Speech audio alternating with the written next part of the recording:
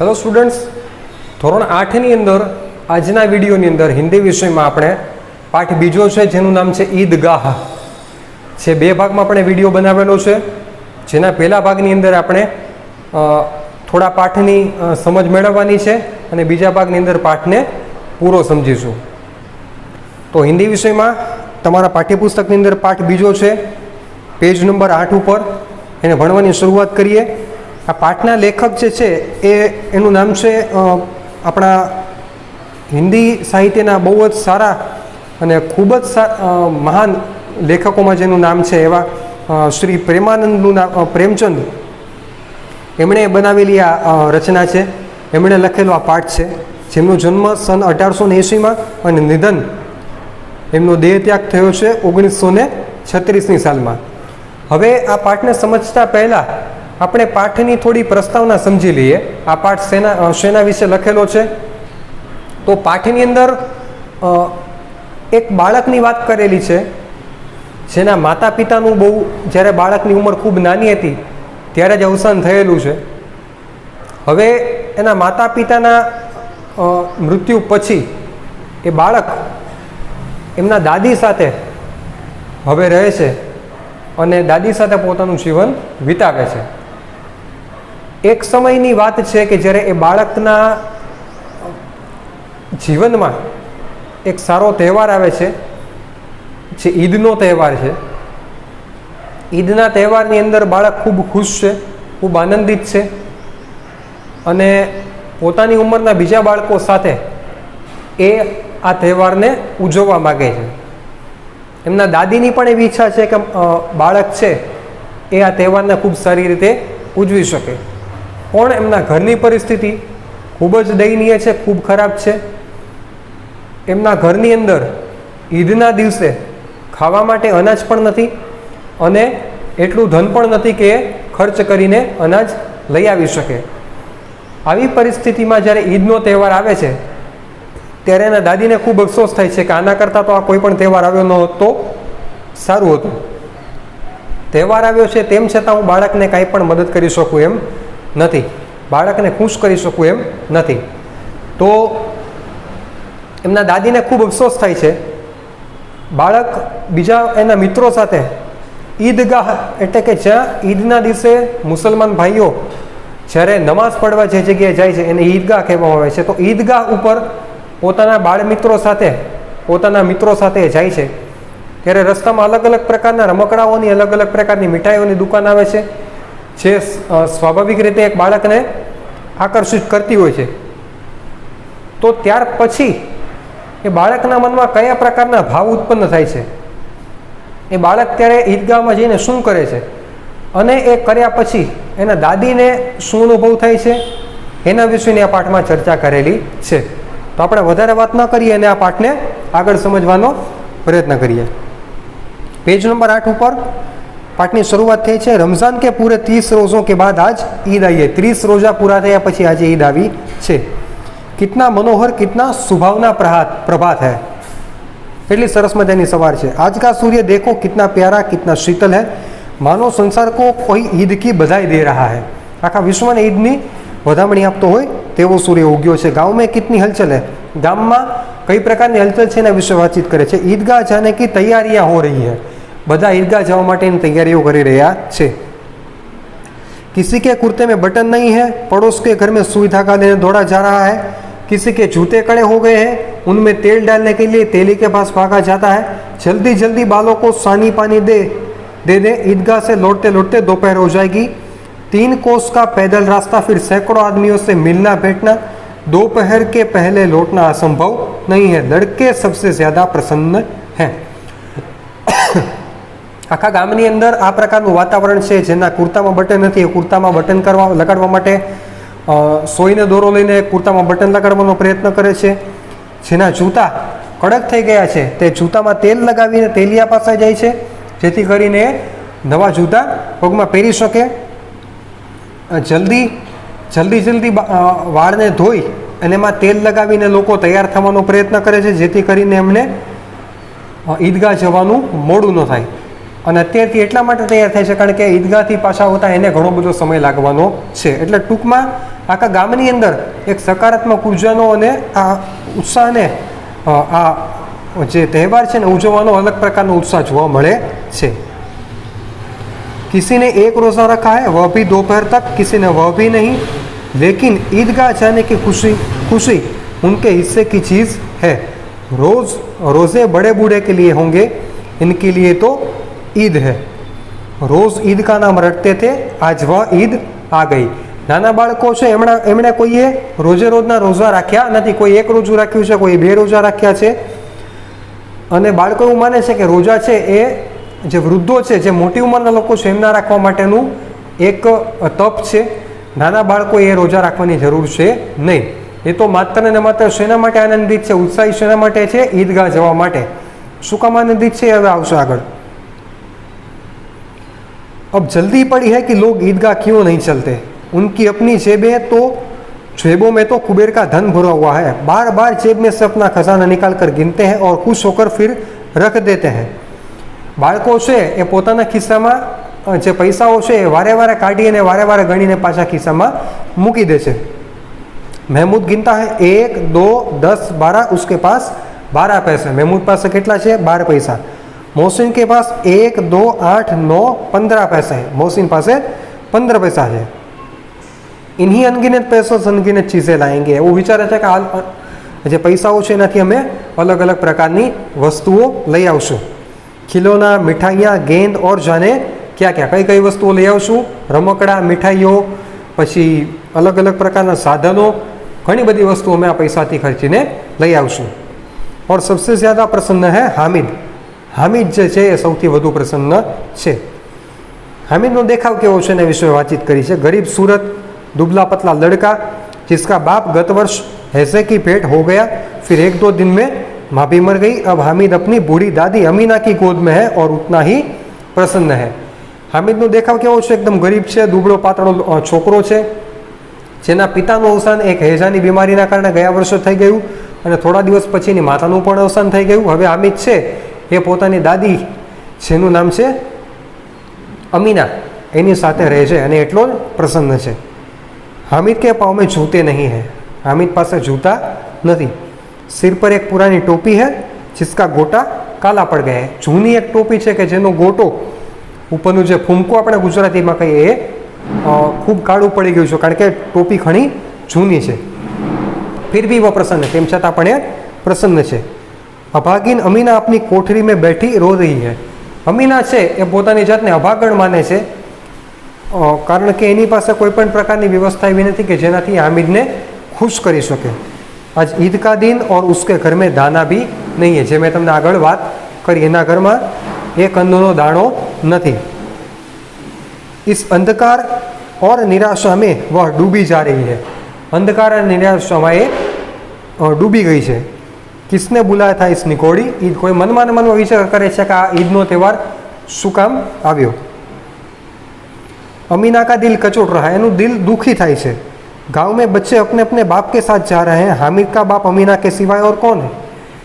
अमीना विचारे छे के गामना दरेक लोको, दरेक बाळको छे ए पोताना बाप साथे, पोताना पिता साथे ईदगाह जाय छे, पण हामिद माटे एना बाप एटले के एना पिता, एनी अम्मा एटले के अमीना सिवाय बीजू कोई छे नहीं.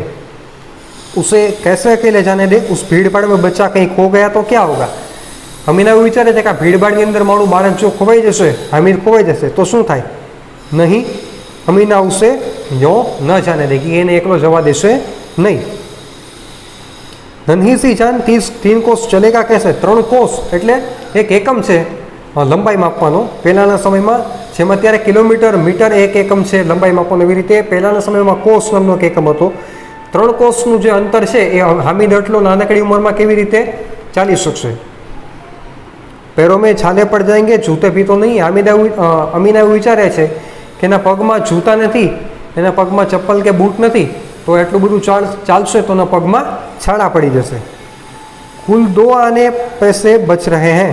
3 पैसे हामिद की जेब में, 5 अमीना के बटुए में. 2 आना है एनी पासे, एमांथी 3 पैसा हामिद पासे छे અને 5 છે એ અમીનાના બટુઓમાં. એટલે અમીનાના पाकिट में है। यही तो भी साथ है इस ईद का त्यौहार, अल्लाह ही बेड़ा पार लगाए। अमीना एवं विचारे छे कि हवे अल्लाह ज हवे ईश्वर ज आपणी मदद करी शके एम छे। हामिद भीतर जाकर दादी से कहता है, तुम डरना नहीं अम्मा, मैं सबसे पहले आ जाऊंगा। तमे जरा पण बीक राखता नहीं, हूँ बधाथी पहला अहींया पाछो आवी जईश। गांव से मेला चला, बधा लोग हवे गामथी ईदगाह तरफ जाय छे और बच्चों के साथ हामिद भी जा रहा था। हामिद पण बधा बाळको साथे जाय छे। कभी दौड़कर आगे निकल जाता, फिर किसी पेड़ के नीचे खड़े होकर साथ वालों का इंतजार करता। एना मन में एटलो बधो उत्साह है कि दौड़ी दौड़ीने बधाथी आगळ पहोंची जाय छे। पछी पाछो थाकी जाय एटले एक झाड़ना छायामां ए ऊभो रहे छे ने बीजानो राह जोवे छे। हामिद के पैरों में तो जैसे पर लगे। एनो उत्साह एटलो बधो छे कि ज्यारे पगमां પાંખ આવી ગઈ હોય। वो कभी थक सकता था, એ ક્યારે હવે થાકી શકે એટલો ઉત્સાહ એની અંદર છે। बड़ी बड़ी इमारतें आने लगी, यह अदालत है, यह कॉलेज है, यह कलाघर है और आगे चले अलग अलग प्रकार की मोटी मोटी इमारतों आवे छे। हलवाईयों की दुकानें शुरू हुई एटले મીઠાઈવાળાની દુકાનો શરૂ થાય છે। આજ ખૂબ સજી हुई રહ્યા છે, એને સજાવવામાં આવી છે કારણ કે ઈદનો त्यौहार છે એટલે। इतनी मिठाइयाँ कौन खाता है, देखो ना एक दुकान पर मनो होंगी। मनो એટલે મણ એટલે એક વજનનો એકમ છે। જેમ કિલોગ્રામ, ગ્રામ આ બધો એક એકમ છે વજન માપવાનો, એવી રીતે મણ પણ એક એકમ છે। એવું કહે છે કે દુકાનોમાં મણોના મણો મીઠાઈઓ મૂકવામાં આવેલી છે। सहसा ईदगाह नजर आई, હવે એને ईदगाह नजर આવે છે, ईदगाह જોઈ શકે છે। इमली के घने वृक्षों की छाया है, नीचे पक्का फर्श है, उस पर झाजिम बिछी हुई है। रोजेदारों की पंक्तियां एक के पीछे एक न जाने कहाँ तक चली गई है। ईदगाहનું વર્ણન કરે છે, ईदगाह કેવી છે। ત્યાં આંબલીનું એક પેડ છે, એક ઝાડ છે, ત્યાં એ ઝાડની છાયામાં એક નીચે પાકું ફર્શ છે, નીચે પાકી જમીન છે, એના ઉપર જાજમ એટલે કે એક ચાદર બિછાવેલી છે, તેના ઉપર રોજેદારો એટલે જે લોકોએ રોજા રાખ્યા છે એની પંક્તિઓ એક લાઈનમાં એકની પાછળ એક એવા ન જાણે કેટલા બધા લોકો એકની પાછળ એકની લાઈનોમાં બેસીને નમાઝ પઢવાની શરૂઆત કરી રહ્યા છે। यहाँ कोई धन और पद नहीं देखता, અહીંયા કોઈ ધનવાન, કોઈ અમીર, કોઈ ગરીબ, કોઈ નાનું કે મોટું કોઈ છે નહીં, બધા એક સમાન છે। इन ग्रामीणों ने भी वजू किया और पिछली पंक्ति में खड़े हो गए। ग्रामीणों जो गामथी आ लोग हामिदने साथ આવ્યા છે એમણે પણ વજू કર્યું। વજू એટલે હાથ પગ ધોયા અને પાછલી पंक्तिમાં ઊભા રહી ગયા। कितना सुंदर संचालन है, कितनी सुंदर व्यवस्था। हजारों सिर एक साथ सिजदे में झुक जाते हैं, फिर सब एक साथ खड़े होते हैं, मानो भ्रातृभाव का एक सूत्र समस्त आत्माओं को एक कड़ी में पिरोए हुए है। બધા જ જે રોજેદારો છે, જે મુસલમાન ભાઈઓ છે, એક સાથે નમાઝ પડતી વખતે પોતાનું સર, પોતાનું મસ્તક પ્રભુ સામે, અલ્લાહ સામે ઝુકાવે છે અને પાછું એક સાથે બધા ઊંચું કરે છે, જાણે બધા એક સરખા ભાવ સાથે ભગવાનની ઇબાદત કરે છે, ભગવાનનું નામ સ્મરણ કરે છે।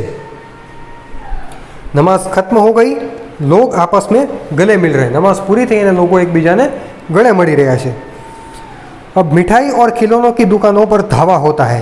ग्रामीणों का यह दल इस विषय में बालकों से कम उत्साही नहीं है। હવે બધા મિઠાઈઓની દુકાનો તરફ આગળ વધી રહ્યા છે। यह देखो हिंडोला है, एक पैसा देकर चढ़ जाओ, कभी आसमान पर जाते हुए मालूम होता है, कभी ज़मीन पर गिरते हुए। एक हिंडोळो છે, એક ઝૂલો છે, જેમાં 1 પૈસો એનો ચાર્જ છે, એનો દર છે। 1 પૈસો આપીને એમાં બેસવાનો આનંદ માણી શકાય છે। यह चरखी है, लकड़ी के हाथी, घोड़े और ऊँट छड़ों से लटके हुए हैं। एक चरखी છે, એક ચકડી છે કે જેમાં લાકડાના હાથી, ઘોડા અને ઊંટ બનાવેલા છે, એના ઉપર બેસીને તમે આનંદ મેળવી શકો છો। 1 पैसा देकर बैठ जाओ और 25 चक्करों का मजा लो। 1 पैसो આપે અને 25 ચક્કર એમાં આપણને ચક્કડીવાળો ચક્કર ફેરવી આપે। महमूद, मोहसिन, नूरे और सम्मी इन घोड़ों पर बैठते हैं और हामिद दूर खड़ा है। 3 पैसे तो उसके पास भी है। 1 पैसा એનો ચાર્જ છે, એનો દર છે, હામિદ પાસે 3 પૈસા છે, તેમ છતાં હામિદ એમાં બેસતો નથી, એના બીજા બધા મિત્રો એમાં બેસી જાય છે। अपने कोष का 1/3 जरा सा चक्कर खाने के लिए नहीं दे सकता। हामिद એવું વિચારે છે કે પોતાની પાસે જે પૈસા છે એ માત્ર એક ચક્કર મારવા માટે એ ખર્ચી શકે નહીં। सब चरखियों से उतरते हैं, खिलौने लेंगे. બધા ચકડીમાંથી ઉતરે છે ને હવે રમકડા લેવા જાય છે. ઇतना दुकानों की कतार लगी हुई, દુકાનોની લાઈનો લાગી છે. तरह तरह के खिलौने हैं, अलग अलग प्रकारના રમકડા છે. सिपाही और गुजरिया, राजा और वकील, भिष्टी और धोबीन. अलग अलग પ્રકારના સિપાહી છે, વકીલ છે, પછી ધોબણ છે, ધોબી છે.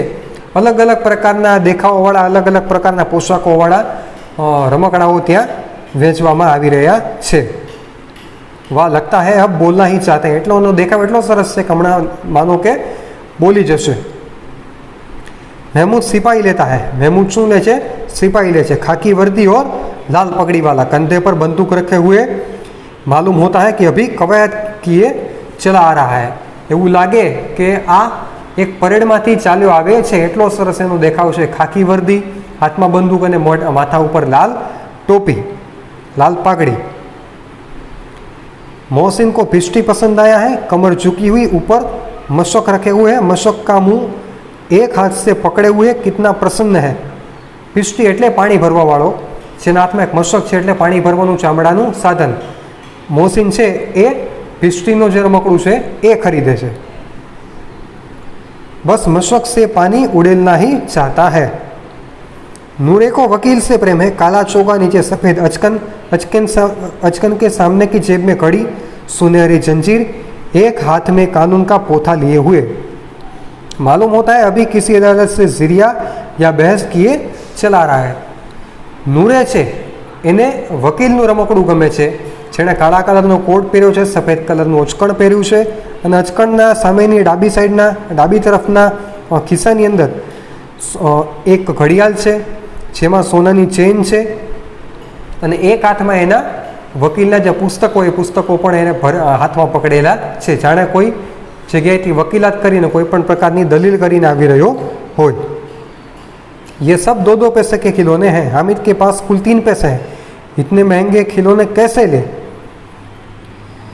હામિદ પાસે 3 પૈસા છે અને રમકડાની કિંમત 2 પૈસા છે, પણ હામિદ વિચારે છે કે આ 2 પૈસાનું હું અહીંયા ખર્ચ કરી નાખીશ, એટલા બધા રમકડા મોંઘા મારે લેવા કઈ રીતે. પછી બીજું શું વિચારે છે કે ખિલौना कहीं हाथ से छूट पड़े तो चूर चूर हो जाए, जरा सा पानी पड़े तो सारा रंग धुल जाए, ऐसे खिलौने किस काम के? उन्हें लेकर वो क्या करेगा? હામિદ એવું વિચારે છે કે જો હાથમાંથી આ રમકડું પડી જશે, કે આ માટીના જે રમકડા છે એને પાણીનો ભાગ અડી જશે કે પાણી અડશે તો એના રમકડા બગડી જશે, પાણીના કારણે એનો રંગ બગડી જશે અને હાથમાંથી પડશે તો એ રમકડા તૂટી જશે. તો આવા જે નાજુક રમકડા છે મારા કોઈ કામના છે નહીં, એટલે હામિદ એ ખરીદવા માગતો નથી. Thank you.